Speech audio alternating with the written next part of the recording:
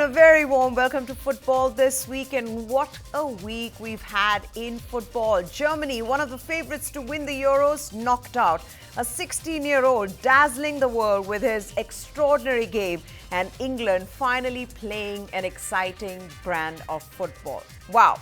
That's just in the Euros. There was action from Copa America as well, with Argentina booking their place in the finals, where they will meet Colombia, who beat Uruguay in a drama-ridden semi-final. So lots to talk about. Let's begin with the big Euro 2024 final. Now, yes, the stage is set after a month of thrilling action stretching from one end of Germany to another.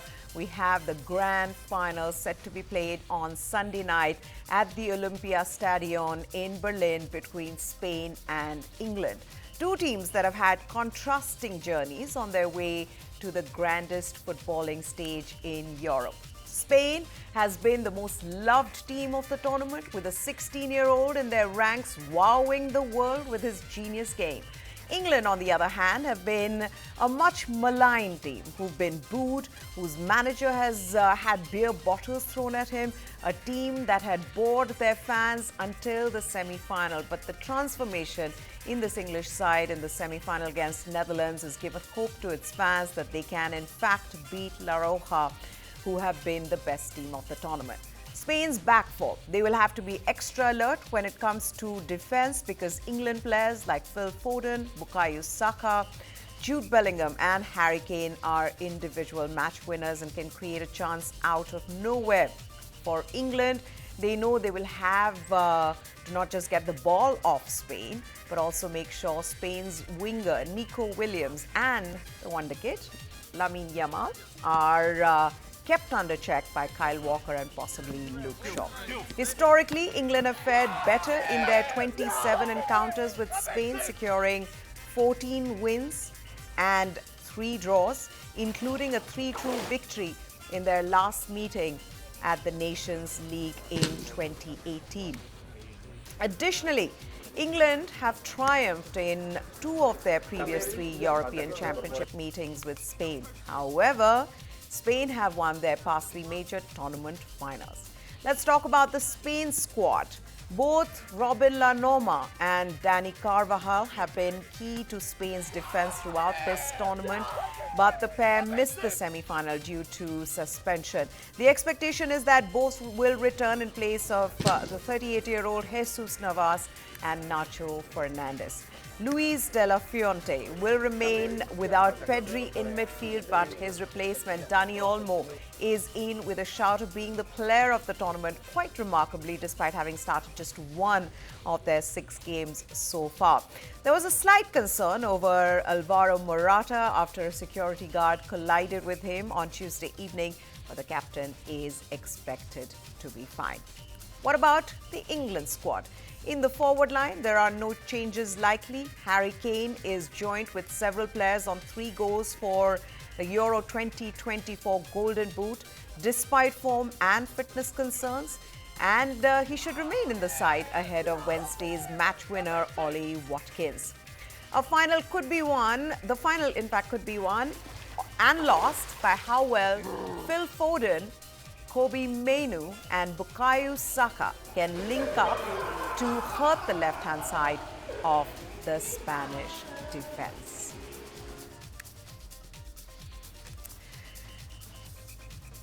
Okay, let's also look at their road to the final. We begin with England. The Three Lions won just 1 of their opening matches, but still topped Group C, securing a place on the more favourable side of the draw. England beat Serbia 1-0. They drew with Denmark 1-1 and played a goalless draw against Slovenia. Gareth Southgate's side needed extra time then in the pre-quarterfinals to defeat Slovakia 2-1. In the quarterfinals, England needed penalties to overcome Switzerland, and they won that 5-3 on penalties. And then an injury time winner from substitute Ollie Watkins to edge out Holland in the semi-final 2-1. That's the best match that England have played in the tournament so far. Let's also take a look at Spain's road to the final. Spain, on the other hand, have dominated the tournament from the beginning, winning all 6 matches without requiring penalties, an unprecedented feat in the European Championships. Spain's journey to the final has seen them conquer tougher opposition compared to England, including victories over Croatia, Italy, Germany and France. In the group stage, La Roja beat Croatia 3-0, and then Italy 1-0 and Albania 1-0. In the pre-quarterfinals, Spain got the better of tournament debutants Georgia 4-1. And then in the quarterfinals, they ousted host Germany from the tournament 3-1 with a late goal from Mikel Merino. In the semi-finals, Spain got the better of Kylian Mbappe's France 2-1 to set up a date with England in the finals. Let's also take a look at Spain's top performers. Spain's top performers, top goal scorer for them is Dani Olmo. Who would have thought? Dani Olmo coming in place of Pedri. He's got 3 goals. Top assists then.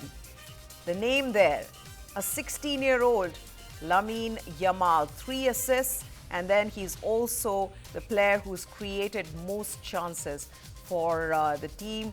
He's got 16 chances in front of his name. Really the star of this tournament, not just for Spain, but when you look at all the other teams as well. He has been the one player who stood out, and to think that he's just 16. Newly elected British Prime Minister Keir Starmer said on Thursday that English soccer team's win over Netherlands in the Euro semi-final was fantastic and that he backed them to win the tournament. So everybody, including England's Prime Minister, is celebrating England's victory over Netherlands and them reaching the finals. Listen into what he had to say. Prime Minister, your reaction to the football last night? It was fantastic. I managed to pop out from one of my sessions for just 5 minutes, which is when I saw Harry Kane get the first goal. I missed the second one, but it's brilliant. So on we go now. Great chance. I've always said this team, we're going to go all the way. So I'm really, really pleased, and just good luck for Sunday. Now, we spotted that last year you said that if the Lionesses won the World Cup, there should be an extra bank holiday. So if England win, do we all get an extra day off? Well, we should certainly mark the occasion. I don't want to jinx it. I went to the last Euros finals. I don't want to go through that again. So don't want to jinx anything. We must mark it in some way, but the most important thing is getting it over the line on Sunday. It is a huge moment for the English team and for the nation, as you heard the Prime Minister of the country saying that he was there for the last final and England lost that final to Italy on penalties. Now let's also listen into Luis de la Fuente, the Spanish coach and manager, on what he has to say about the final. I have hope, excitement to face a rival from such a very high and important quality with great footballers. And I think that we both arrived at a very good time. And as you say, the draw certainly invites you to witness a great spectacle and for the spectator to enjoy it a lot. We have quite different styles, but England also has very powerful team physically.